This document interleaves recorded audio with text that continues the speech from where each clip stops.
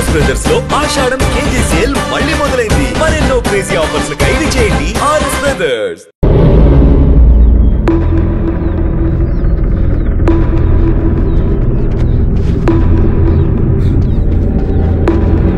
Sir sir sir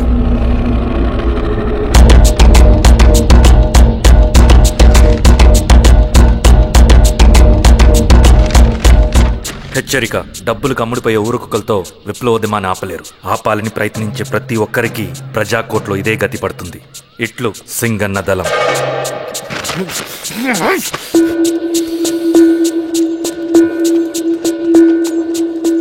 అయ్యా, మీకోసం చెన్నారెడ్డి గారు శేషారెడ్డి గారు వచ్చారండి. కూర్చోమని చెప్పు. సరే అండి.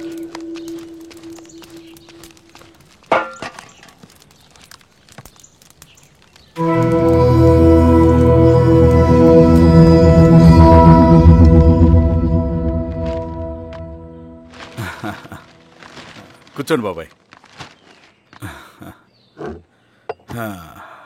ఏంటి బాబాయ్ పొద్దు పొద్దున ఎలా వచ్చారు? అదే ఈశ్వర, రైతు కూలీల విషయం. అవును బాబాయ్, ఈ విషయం పెద్దది కాకుండానే ఇక్కడే తుంచేయాలి. ఊళ్ళో అందరి సమస్య అదే ఈశ్వర. వాళ్ళు సరిగ్గా సమయం చూసి కూలీ రేట్లు పెంచమంటున్నారు. ఒక 5-10 అయితే మనకు పెద్దగా బాధ ఉండేది కాదు. ఏకంగా 50 రూపాయలు పెంచమంటున్నారు. ఇక మనకు మిగిలేదేంటన్నా?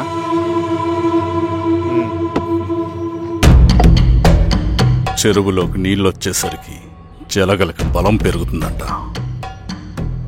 ఆ అన్నల అండ చూసుకుని కూలీ నా కొడుకులు రెచ్చిపోతున్నారు. అలా కొనసాగడానికి వీల్లేదు.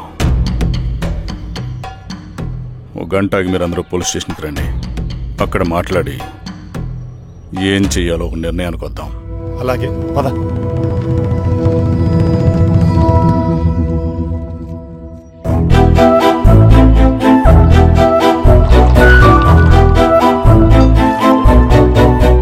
బాబు సార్, స్టేషన్కి ఓ 10 టీలు త్వరగా పంపించు. Okay sir. Okay sir.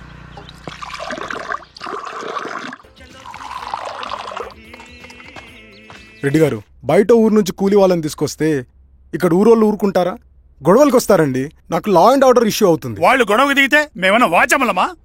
ఏం చేయాలో మాకు తెలుసు. చుండూరు, కారంచెడు, పదిరికుప్పం, నీరుకొండల్లో ఏం జరిగిందో ఈ ఊర్లో కూడా అదే జరుగుతుంది. మీరు ఇలా ఆవేశపడితే ఎలా రెడ్డి గారు? మీరైనా చెప్పండి ఈశ్వర్ రెడ్డి గారు. ఏం చెప్పమంటావు గిరిధర్? వాళ్ళు ప్రతి సంవత్సరం ఇలా పెంచుకుంటూ పోతూ ఉన్నారు. ఈ సంవత్సరం 50, వచ్చే సంవత్సరం ఎంతని ఎవరికని వాళ్ళు అడిగిందంతా ఇచ్చుకుంటూ పోతూ ఉండాలా మేము? వచ్చే సంవత్సరం పెంచర్లేండి సార్. సరే, అలాగని వాళ్ళని రాసిమ్మని చెప్పండి, అప్పుడు చూద్దాం. వీరస్వామి, ఆ నరసింహ గారిని పిలువు. సార్, నరసింహ గారు సార్ పిలుస్తున్నారు. నమస్తే సార్. నమస్తే, కూర్చోండి సార్. టీ. నమస్కారం. నమస్తే సార్. టీ అందరికీ చూడండి నరసింహులు గారు, మీరు అడిగింది ఇవ్వటానికి వాళ్ళు సిద్ధంగా ఉన్నారు. కానీ వచ్చే సంవత్సరం మీరు కూలీల రేటు పెంచబోమని హామీ ఇవ్వాలి. వచ్చే సంవత్సరం మిగిలిన వస్తువుల ధరలు పెరగవని మీరు హామీ ఇవ్వండి, అలాగే మేము ఇస్తాం. మేము అడిగింది మీ చేతిలో ఉంది, మీరు అడిగింది మాత్రం మా చేతిలో లేదు. వాళ్ళ చేతిలో ఉంది సార్, అంతా అన్నల చేతిలో ఉంది. సార్, వాళ్ళెవరో మాకు తెలియదు. మేమెవరి చేతుల్లో కీలువమలం కాదు. ఇది మా రైతు కూలీలందరం కలిసి సమిష్టిగా తీసుకున్న నిర్ణయం.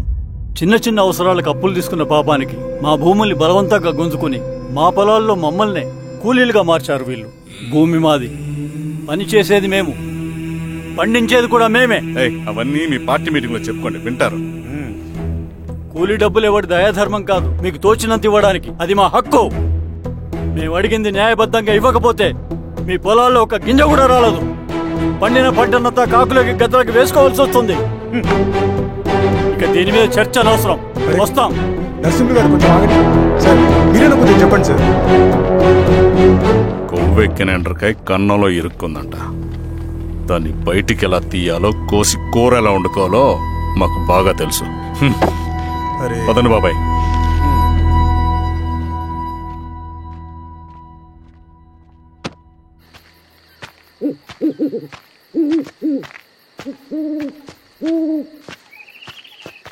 లాల్ సలాం కామ్రేడ్.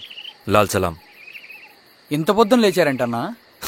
విప్లవకారుల జీవితాలు ఇంతే కదా రవి. 15 ఏళ్ళుగా ఇదే జీవితమే కదా బతుకుతున్నాను. ఎటువైపు నుంచి ఎవడొచ్చి అటాక్ చేస్తాడో తెలీదు. పరిగెడుతూనే ఉండాలి. ఈ అడవిలో కడుపు నిండా తిండి, కంటి నిండా నిద్ర కూడా ఉండదు. ఒక్కొక్కసారి తాగడానికి చుక్క నీరు కూడా దొరకదు. 2 పుస్తకాలు, ఒక కిట్ బ్యాగ్, అందులో 2 జతలు, ఒకటి ఒంటి మీద, ఇంకోటి దండం మీద. ఇవే మనకున్న ఆస్తి. ఒక్కొక్కసారి ఇవి కూడా ఉండవు. బార్డర్లో సైనికుడు లాంటి వాడే, అడవిలో విప్లవకారుడు కూడా. ఇదంతా జనం కోసం, వాళ్ళ బతుకుల్లో వెలుగు కోసం. సరే, ఏం సమాచారం? కూలీ రేట్లు పెంచే విషయంలో భూస్వాములు చాలా పట్టుదలగా ఉన్నారన్న. కానీ మన నరసింహ నన్ను ఒప్పుకోలేదు. మీటింగ్ అయ్యాక వెళ్తూ కోపంగా ఏదో మాట్లాడారన్నా. నాకెందుకు అనుమానంగా ఉంది. కీడు తలపడితే ఎక్కువ నష్టం వాళ్ళకే రవి. కానీ మధ్యలో రైతు కూలీల పరిస్థితి ఏమైపోతుందని ఆందోళనగా ఉందన్నా. చదరంగంలో నిలబడ్డాక చావుకి వెరవకూడదు రవి. ఇన్నాళ్ళు వాళ్ళు ఇచ్చిన పావలాకి 10 పైసలకి కూలి చేశారు. వాళ్ళ జీవితాలు బాగుపడాలంటే మనమెత్తిన పిడికిని దించకూడదు. సరే అన్న. స్వామి, ఎలా ఉన్నారు ఊళ్ళో అందరూ? అందరూ బాగున్నారమ్మా. కోతలు కొయ్యలేదేంటి? ఊళ్ళో కూలి రేట్ల కోసం గొడవ నడుస్తూనే ఉందమ్మా.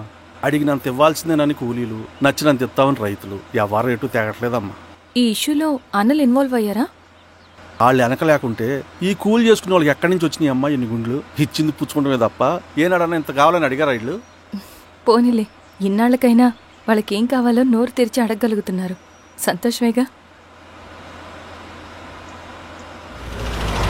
తీసుకుని మీదటైనా జాగ్రత్తగా ఉంటుంది.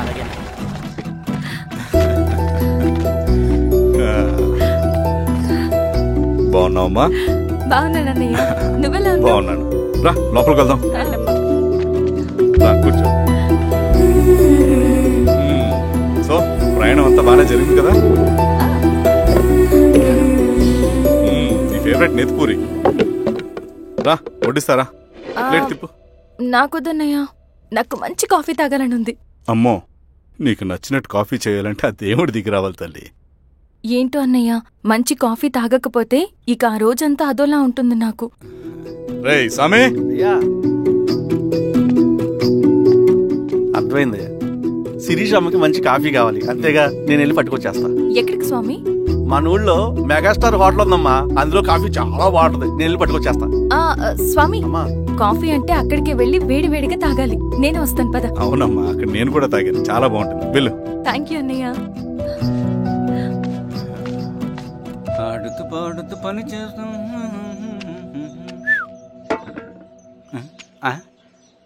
ఏంది మీ పిల్లగాడికా? అవును.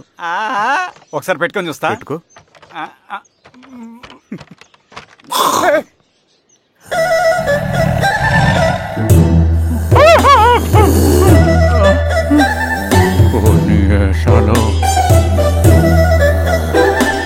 ఇన్ని బట్టలు ఉంటే చూడండి, బట్టలు లేకుంటే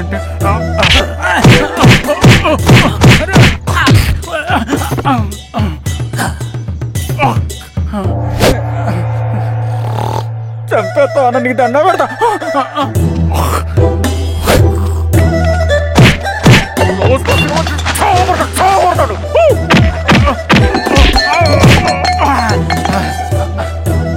నేనన్నా బొట్టుని ఏందన్నా నాకు చంపుతాయంది.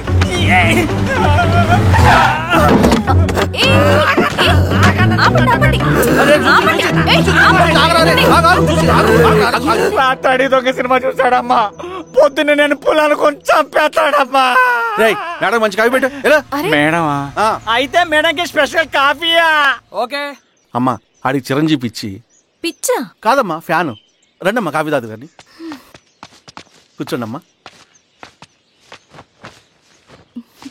ఏంటి స్వామి ఇతను? చాలా మంచోడమ్మా, మెగాస్టార్ సినిమాలు చూసిన వాళ్ళు అయిపోతాడు. స్వామి, అమ్మా ఈ కాఫీ నేను ఎక్కడో తాగాను. మేడంకి స్పెషల్ కాఫీయా? పద మేడం రాసుకో చూచి. Thank you. పద కూర్చో.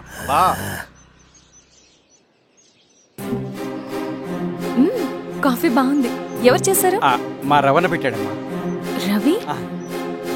ఎవరు రమ్మను? రవణ మేడం పిలుస్తున్నారు.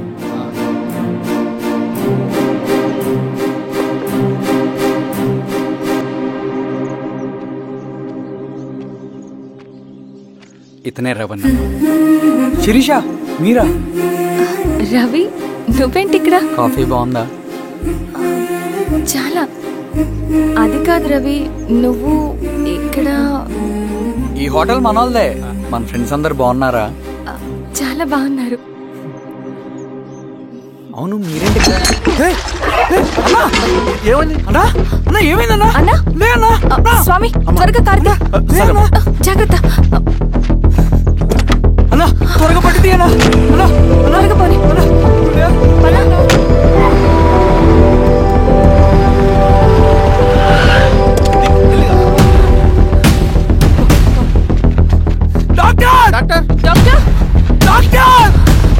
ఏమైంది డాక్టర్? త్వరగా చూడండి డాక్టర్. లోపల తీసుకురండి.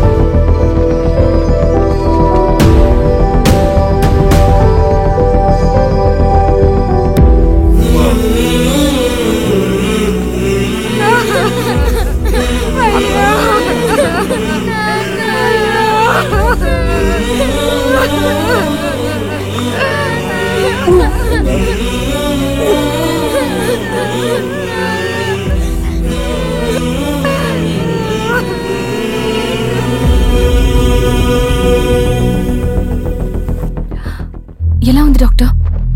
డాక్టర్ చనిపోయాడమ్మా.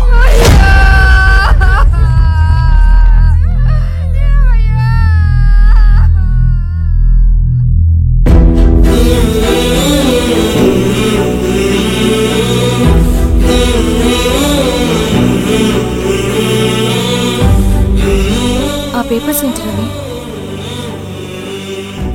అతని భూమికి సంబంధించిన పేపర్స్.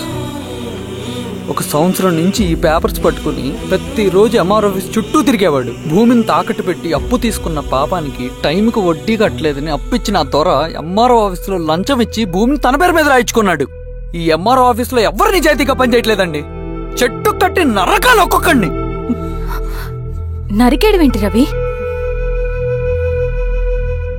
నువ్వు కాగితం మీద ఒక బొమ్మ గీస్తావు, ఒక చోట సరిగ్గా రాదు, ఏం చేస్తావు?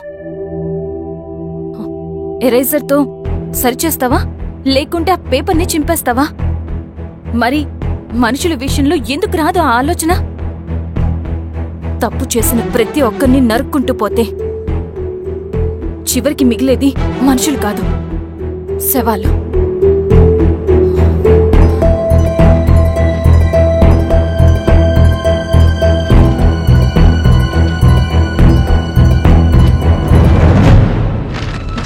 పదరవి రా.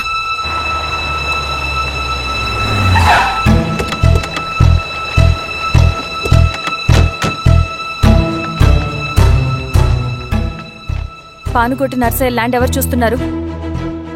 మీరెవరు? ఇదిగోండి అప్లికేషన్. ఇది డిస్ప్యూట్ ల్యాండ్, ఎవడేం చేయలేడు. నీ నిర్లక్ష్యం, నీ లెక్కలేనితనం వల్ల ఒక నిండు ప్రాణం పోయింది. ఒక కుటుంబమే రోడ్డు మీద పడింది తెలుసా? ఏంటమ్మా గొడవ?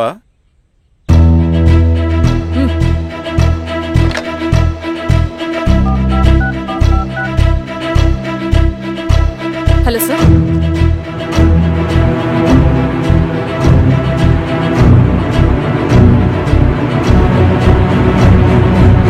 Okay sir. You are dismissed. Peon, నేను ఒక పేపర్ ఇస్తాను, అది కలెక్టర్ గారికి ఫ్యాక్స్ చేయి. అలాగే మేడం. ఎవరమ్మా మీరు? ఈ ఊరికి కొత్తగా వచ్చిన ఎంఆర్ఓ.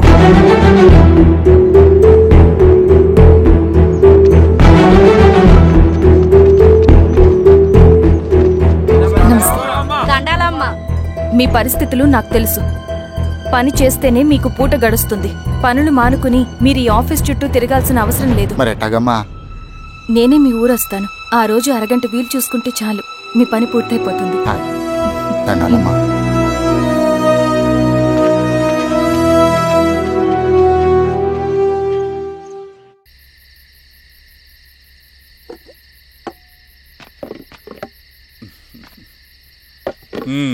ఎంఆర్ఓ గారు ఏంటి ఛార్జ్ తీసుకున్న మొదటి రోజే ఆఫీస్లో మీ పవర్ చూపించారట?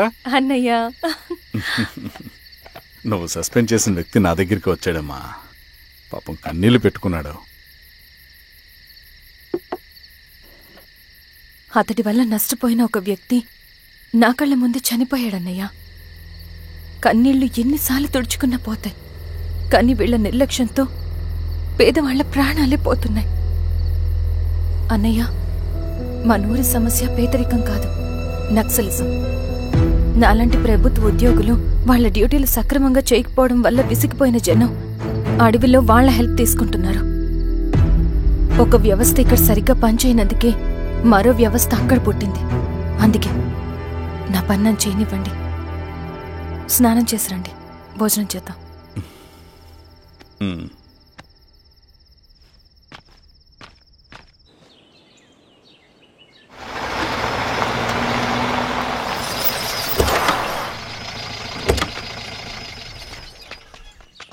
నమస్కారం అమ్మా. నమస్తే. ఇలా రండి. మీ ఊరు నుంచి కొందరు ఎంఆర్ఓ ఆఫీస్లో అప్లికేషన్స్ ఇచ్చారు. తను వాళ్ళ పేర్లు చెప్తారు, వాళ్ళని పిలవండి. అలాగే మేడం. వెళ్ళండి. Madam, coffee. నువ్వెప్పుడు వచ్చావు రవి? మీరు గంటకోసారి కాఫీ కావాలంటారు కదా, మాటి మాటికి వెళ్ళి రావడం ఎందుకని వచ్చేసా.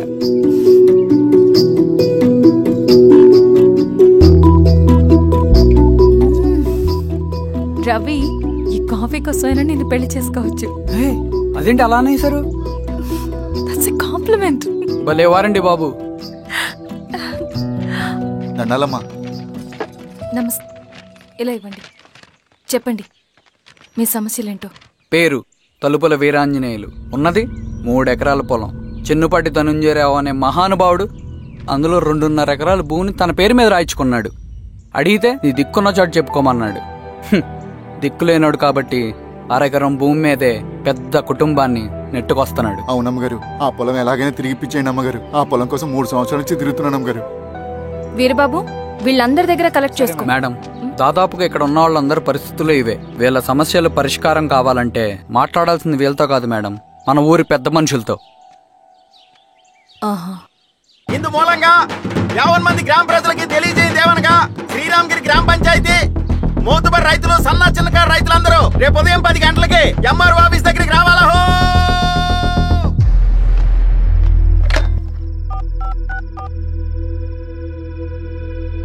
హలో, ఎవరు? నమస్తే బాబాయ్, నేను ఈశ్వర్ రెడ్డి. ఎలా ఉన్నావు? బాగున్నా. చెప్పు బాబాయ్, శిరీష్ ఎంఆర్ ఆఫీస్లో భూ సమస్యల గురించి రేపు మీటింగ్ ఏర్పాటు చేసింది.